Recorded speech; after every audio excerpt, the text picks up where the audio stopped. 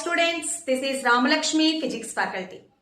Today our topic is electromagnetism. What is electromagnetism? Magnetism produced by electricity is called electromagnetism. Who has discovered electromagnetism? Ørsted. Danish scientist Hans Christian Ørsted discovered electromagnetism. Before the discovery of electromagnetism, all the scientists were thought that electricity and magnetism, these two are two different sciences. But after discovery of electromagnetism, all the scientists were realized and they were so much interested to do work on the new field of electromagnetism. I think you had learned already about electric current. What is electric current? The rate of flow of electric charges is called electric current. When electric current is passing through a wire, so that means here electric charges are not at rest position. Electric charges in motion. Electric current is able to produce a magnetic field. Magnetism produced by electricity is called electromagnetism. In science, we know so many discoveries are accidental.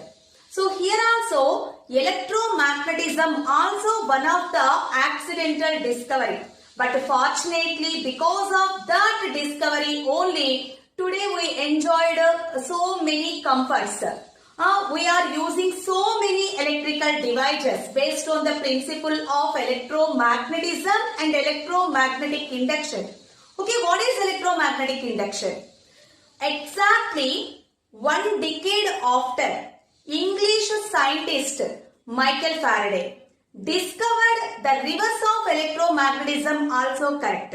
What is the reverse of electromagnetism? In electromagnetism, because of electricity, magnetic field produces.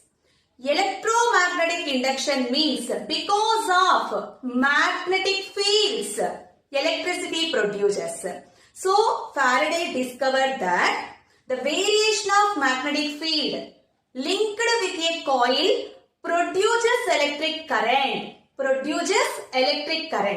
So, magnetic field also able to produce electric field. That law we called Faraday's law, and the phenomena of production of electric current by using magnetic fields is called electromagnetic induction. So totally in this chapter, it is divided into two parts. First one is electromagnetism, and the second part of this chapter is electromagnetic induction. Electromagnetic induction, the production of electric current by using magnetic field. The production of magnetism by using electricity. So, electromagnetism and electromagnetic induction, two topics we are going to study in this chapter. Okay, how can Ørsted demonstrated his experiment? Okay, let us discuss how can Ørsted demonstrated his experiment electromagnetism.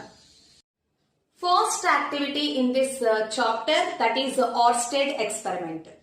How can they ask the questions on this activity? List out the materials required for the Ørsted experiment of electromagnetism and write the procedure of Ørsted experiment. Okay, what is the aim of this activity? To show that current carrying conductor produces magnetic field. So, the aim of this activity is to verify either current carrying wire produces magnetic field or not. Operators required for this activity: thermocol sheet, copper wire. To get the good result, here the thickness of the copper wire, take 24 gauge copper wire and 9 volt battery. Otherwise 3 volt battery is also enough. But to get the good results, we used 9 volt battery. If 9-volt battery is not available, means take 3 batteries each of EMF 3 volt. So totally 9-volt battery and the next 2 wooden sticks. Each stick height is 1 centimeter. And these 2 sticks provided with 2 slits at the top of the sticks. And the next one, magnetic compass and a bar magnet. These are the equipment required for this activity. So coming to the experimental arrangement. First, insert the 2 wooden sticks in the thermocol sheet. And next, take 3 batteries. These 3 batteries are connected in series. One end of the copper wire is connected to one end of the battery. And the next one is connected to a key. To switch on the circuit or to switch off the circuit, we compulsory required a key. So here another end of the key is connected again to the copper wire and this wire is passing through the 2 wooden sticks. So be careful here, straighten the wire. That is the main purpose of the 2 wooden sticks. With the help of these 2 slits, here straighten the wire. So next, take one magnetic compass. Generally, a magnetic compass have a pointer or needle. Without any external magnetic field, the needle of the magnetic compass shows north pole of the earth. So it shows north and south poles when there is no external magnetic field. Now, place the magnetic compass below the copper wire. There is no power, there is no current. Here, there is no current in the circuit. Why? Because key is opened. Now, this is open circuit. Open circuit means there is no flow of electric current in the circuit. So, this is open circuit. Now, this compass is placed below the copper wire. So, simply the pointer of the compass shows north pole. Okay. Next, take one bar magnet.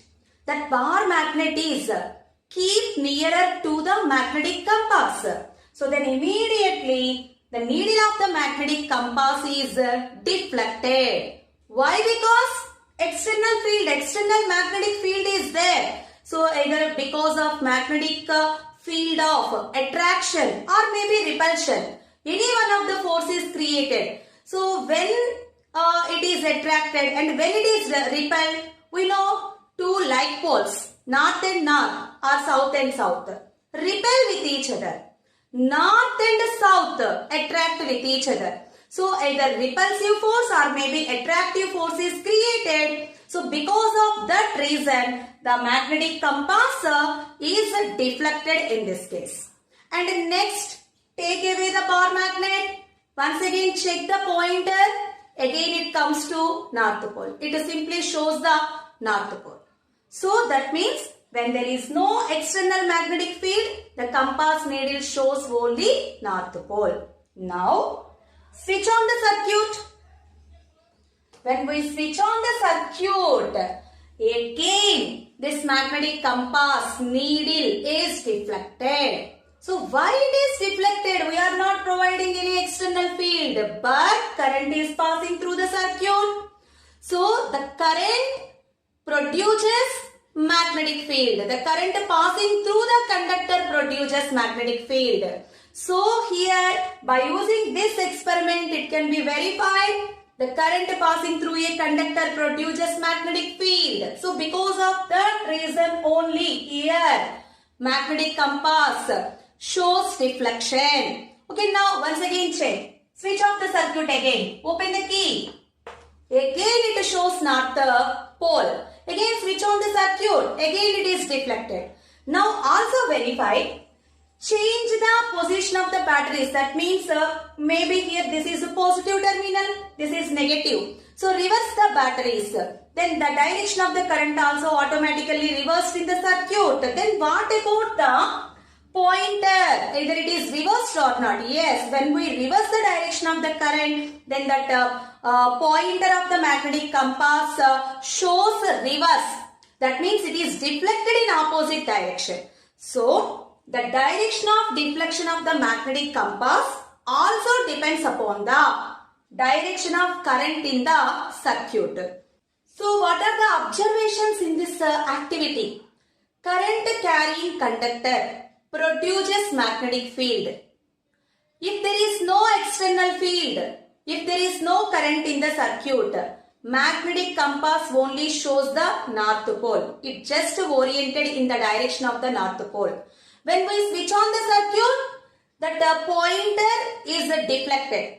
When we reverse the direction of the current, then also the pointer of the compass shows in opposite deflection.